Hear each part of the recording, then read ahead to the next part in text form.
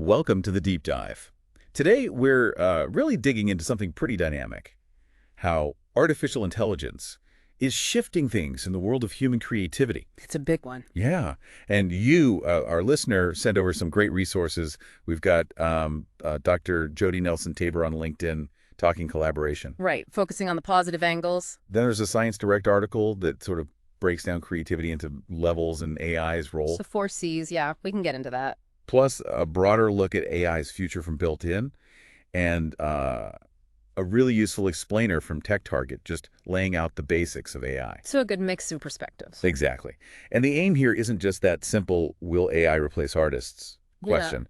It's more about how they're working together or maybe clashing right now and where it might go. And it's interesting that LinkedIn piece jumps right into that tension, doesn't it? This mix of fascination and, well, maybe a bit of fear. Understandably. When something this powerful enters such a human space like creativity. For sure. You see the potential, but also the what if. Absolutely. Yeah. And Dr. Nelson-Tabor's main idea in that LinkedIn article is pretty clear. Think augmentation, not replacement. AI as a tool to, boost what we do. Which sounds good in theory, but the examples really help make it concrete. Right. Let's look at those. She mentions the YouTube AI music incubator. Yeah, that's a great one. It's not AI writing whole songs alone. It's more like, it's giving musicians new sounds, new textures to play with. Like a new ingredient for their own work. Exactly, a starting point. Or think about Grimes and her royalty model for AI, using her voice. That's fascinating, isn't it? It's not trying to fool anyone. No, it's openly creating a new way to collaborate, even a new revenue stream, based on her identity plus the AI. Which kind of validates both the tech and her artistry. And this whole idea of working with AI really ties into that Science Direct article's concept of co-creation. It's not just a tool, it's potentially an active partner. Yeah, helping us do more, maybe on different creative levels. And then there's the Beatles example, now and then. Wow, yeah. Using AI to isolate John Lennon's vocals from an old demo. That's AI enhancing, even preserving a legacy. It's not replacing, it's restoring in a way. Such a powerful use case. Similar maybe to the Indiana Jones de-aging tech she mentioned. Sort of, yeah. AI handles the heavy lifting, the really complex visual stuff. Freeing up the human artists. Exactly, letting them focus on the nuance, the performance, the storytelling. It highlights that difference, doesn't it? Like Dr. Nelson-Tabor says, AI can generate stuff, visuals, text. Yeah, it can produce output, often very impressive output. But the strategy behind it, the emotional core of, say, an ad campaign, that deep understanding of what resonates. That still feels very human-driven, the why behind the what. So if we zoom out a bit, we see AI popping up in different creative spaces. Yeah. Music seems like a real hotbed. Definitely. Lots of experimentation, new models like Grimes's. And film, tackling those big visual effects jobs. Right, letting humans focus more on narrative, character. And the LinkedIn piece suggests this is broader too. AI potentially automating repetitive stuff across industries. Yeah, the idea is that it frees up creators for more, higher level thinking, the big ideas. Okay, this feels like a good moment to bring in those 4 Cs of creativity from the Science Direct article. Gives us a framework. Right, a way to structure how AI might impact creativity at different scales. So first is mini some. That's like creativity and learning, right? Personal discovery. Yeah, think about how you learn something new. AI could potentially personalize that. Imagine learning tools adapting to your specific style, your pace. Like a perfectly tailored tutor. Could really help creative exploration while learning, couldn't it? Potentially, yeah. Making the learning process itself more creative. Okay, then little c. This is everyday creativity. Brainstorming, problem solving. Exactly. And we're already seeing AI tools designed for this. Idea generators, tools that suggest different angles on a problem. Like a brainstorming buddy you can call on anytime. Sort of, yeah. Offering maybe unexpected connections or just getting you unstuck. Then pro C, professional creativity. This seems to be where those examples like YouTube's incubator or the film VFX fit in. Precisely. AI augmenting the work of people doing creative jobs for a living, making things more efficient, or enabling new kinds of professional output. And the last one, big C. This is the really big stuff. Groundbreaking, culture-shifting creativity. Yeah, the Einsteins, the Picassos, the truly eminent creators. And AI's role here, that feels more speculative, right? It absolutely is. I mean, can AI really contribute to that level of paradigm-shifting insight? It's a huge question. It can generate variations, maybe, but that original spark? That often comes from such a unique mix of human experience, cultural understanding, intuition, things AI, currently anyway, doesn't replicate in the same way. It can help, maybe, but originate. Still seems very human. Okay, let's shift gears a bit. A major concern is jobs. Yeah. Job displacement. Both LinkedIn and Built-in tackle this. Yeah, it's the elephant in the room for many creative professionals. So what's the general feeling? Jobs gone or jobs changed? The trend, and what's suggested in the LinkedIn piece citing the World Economic Forum, leans more towards transformation. Roles evolving, new roles emerging. Like what kind of new roles? Things like AI content curation, managing and refining what the AI produces, or specialists in human AI creative strategy, people who figure out the best ways to blend the two. Built-in also had that quote, Clara Narstedt, about upskilling being crucial. Absolutely critical. You need to learn how to work with these tools effectively. It's a new skill set. And Built-in also offered some reassurance, didn't it?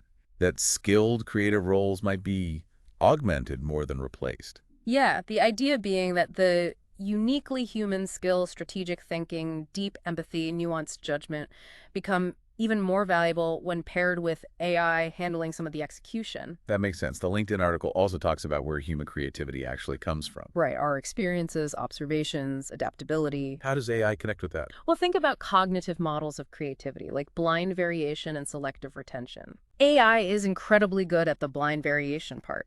It can generate tons of options, explore possibilities really fast. And then the human does the selective retention. Yeah. Picking, refining, guiding. Exactly. The human brings the taste, the vision, the context to select and shape from the variations AI provides. It can accelerate that exploratory phase massively. But Dr. Nelson Tabor also emphasizes needing ethical frameworks, human control. Hugely important. We need guardrails, policies around intellectual property, ensuring human oversight. It's vital if this collaboration is going to work well and, fairly. So it's less about stopping AI and more about guiding it responsibly. Precisely. Focusing on collaboration, protecting rights, ensuring the human element remains central. So looking ahead then, what's the outlook for creative pros? What does success look like? According to the LinkedIn perspective, it's really about effective collaboration, learning to guide AI, curate its output, integrate it smartly. So becoming skilled in using the tools, not just resisting them. Exactly. And maybe specializing in those emerging roles, AI curation, human AI strategy. It's about embracing the change, but holding on to core creative values. A symbiotic relationship, as the article puts it. Yeah, that's the potential leading to maybe unprecedented innovation if we get it right. Okay, to really grasp all this, it helps to maybe just quickly define AI itself. The TechTarget piece is good for this. What is AI, basically? Well, TechTarget defines it pretty clearly. It's about simulating human intelligence processes using machines, especially computer systems. So things like understanding language. Right. Natural language processing, or NLP, speech recognition, seeing and interpreting images, computer vision, expert systems that make decisions. It's making machines do tasks that normally need human smarts. And how do they generally work? They typically ingest a whole lot of data, find patterns in it, and then use those patterns to make predictions or increasingly generate new stuff. And TechTarget mentions key skills programmed in. Learning, reasoning. Yeah, learning from data via algorithms, reasoning to pick the right algorithm, self-correction to fine-tune, and even creativity generating novel content like text, images, music, which is obviously key to our chat today. And generative AI is the type doing that creation part. Exactly. It's specifically built to generate new, realistic content based on what it learned from its training data. That's the engine behind things like ChatGPT, Midjourney. Got it. And TechTarget also helps distinguish AI from machine learning and deep learning. Right. Machine learning is a subset of AI techniques that let systems learn from data without being explicitly programmed for every single thing.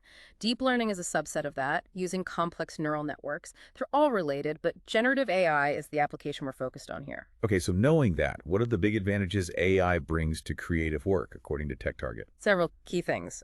Efficiency, especially with data-heavy tasks, analyzing trends, generating lots of variations quickly. Saves time, boosts productivity. Definitely. Automating the more mundane stuff. Consistency is another one, reliably applying a certain style or effect. Customization too. Yeah, AI tools that can adapt to a user's preferences.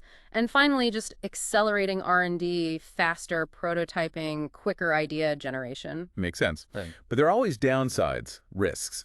What does TechTarget or built-in flag there? Well, cost is a big one. Developing and using cutting-edge AI isn't cheap, though that's changing a bit. Requires specialized skills too, right? Yeah, technical complexity.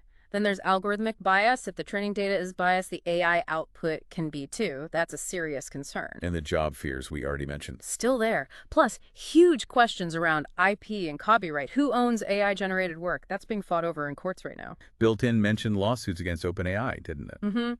And ethical worries too. Deepfakes, misinformation. TechTarget and Built-in both raise those. Potential for misuse is real. It helps to see this isn't brand new, though. Both articles give some history. What milestones got us here? Yeah, AI's been around as an idea for decades. Mid-20th century concepts. Built-in points to things like Deep Blue beating Kasparov. We're at the chess match. IBM Watson on Jeopardy, big moments.